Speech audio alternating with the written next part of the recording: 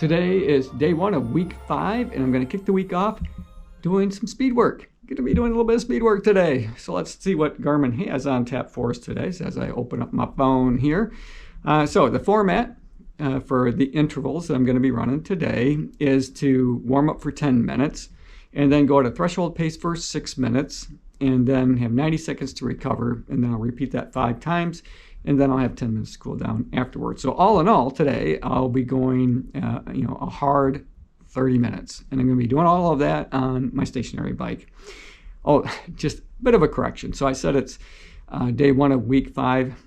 It's day 1 for the workouts. It's actually considered to be day 2. Yesterday was a rest day. But today is the first day of doing a workout for week 5, if that makes sense. Okay, so I didn't want to throw you guys off at all. So yeah, so today's Wednesday, and we kick the week off on Tuesday because the week ends on a Monday, which is the long run, and Monday is also the day that I'll be running the marathon on in April. So, okay, enough about that before I confuse myself.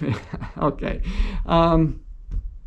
it's also what I want to try to do today too is to begin that return to run type of a program. So I'm going to start and just maybe do a little bit of walking today, whether I walk indoors or go outside and venture the Michigan weather that we have. And so it's really not that cold. It's above freezing, it's like 33 degrees, but it's awfully slushy. There's still a lot of ice places here and there, and it's really, really wet because the temperature is slightly above freezing. Everything is really soggy out there, muddy in a lot of places, and I know that on the sidewalks, especially those low areas, they're going to be puddles. So I'm kind of leaning towards bringing in my foldable treadmill. It's a portable treadmill that's fairly easy for me to move around, and right now I have it in my garage, so I might move it in here to the living room to do a little bit of walking a bit later. Nothing crazy, just want to spend a little bit of time starting to work up towards running again. So can start with a little bit of walking. Maybe tomorrow I'll go out for a short run, very short run, just to kind of test the waters, and then probably take a day or 2 off and then start it up again so that I can ease my way back into running. So that's the plan. That is the plan. And right now, I'm a little bit ahead. Usually when I'm filming this segment, I've already done all of my mobility stuff and all that kind of stuff. I still need to do that yet this morning. So I'm going to get into that, and then I'm going to get into doing the intervals, and we'll check back with you when I start the workout. All right, we'll see you here in a few.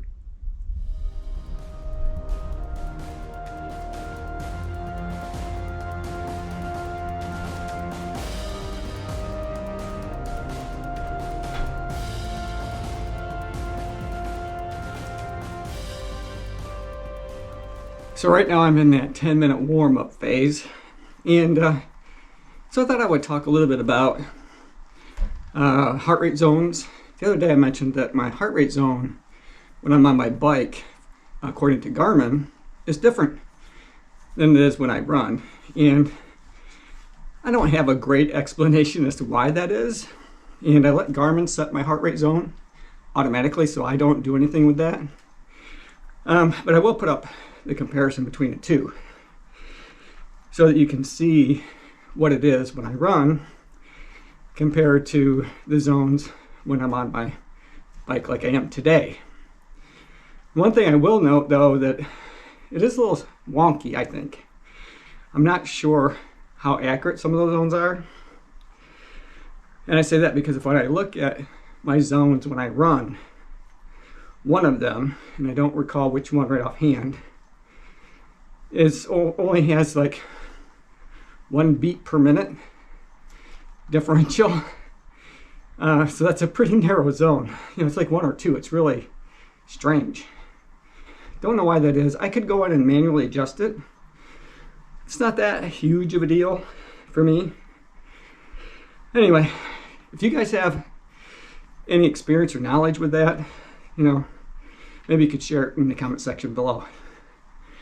All right, I've got quite a bit of time left in my warm-up. Remember, I'm going to warm up for 10 minutes, and I'm going to go hard for 6, 90 seconds to recover, and I'll repeat that whole thing 5 different times. All right, we'll see you here in a bit.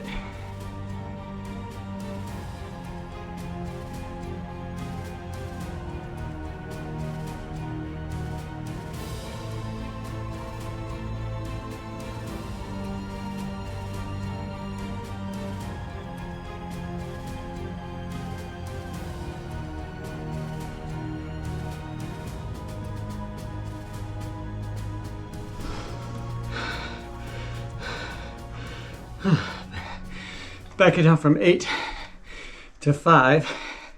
First interval is done.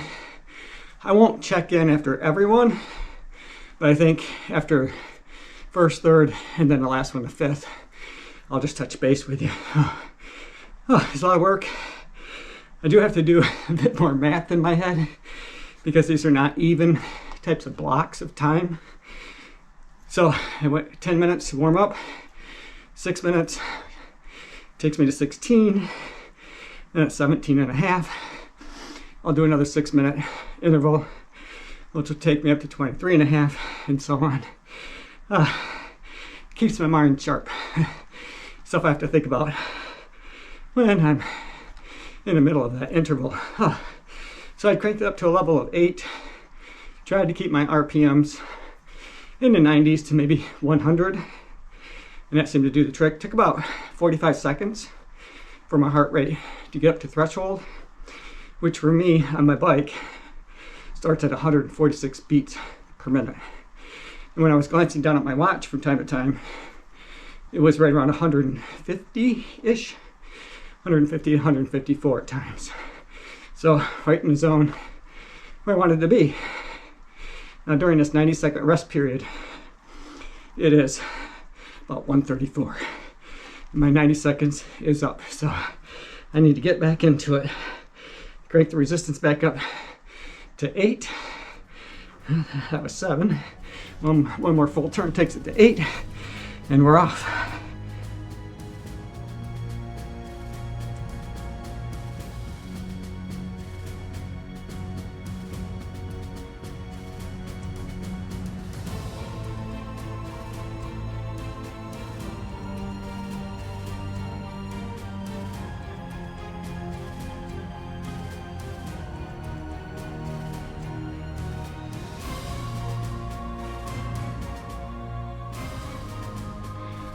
So just completed interval 3, and since I only have 90 seconds, I'll talk fast. So what I found is that going from resistance level 5 up to 8 from the recovery to the interval session, once I cranked up to resistance level 8 and got my RPMs up around 80, it took about 40 seconds for my heart rate to go from about 135 up to right around 150. And as long as I maintained it at that 80 RPMs, it seemed to stay right around that 150 to 154. So my heart rate is up, but my RPMs are down as I progress through this workout. All right, I'm gonna let you go because I gotta get a quick drink and start this one all over again in just a few seconds.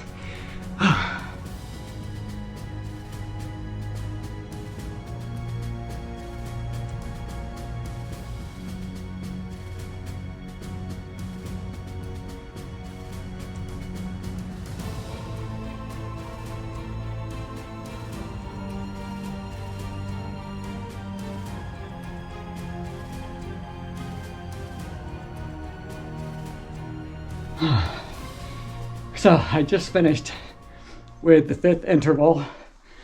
Oh my goodness, it was hard. My legs are definitely tired. They got a solid workout.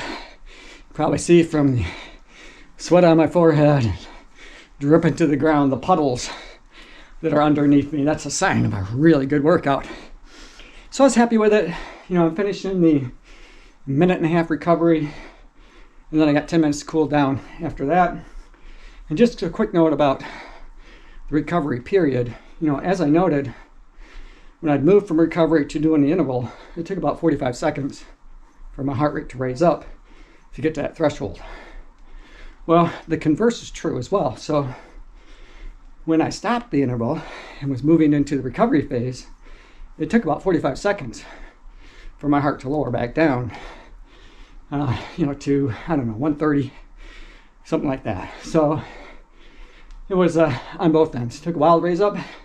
Also took a while for it to come down. Oh, I got some sweat getting in my eye. That stings. All right. We'll talk more about the numbers here in just a minute.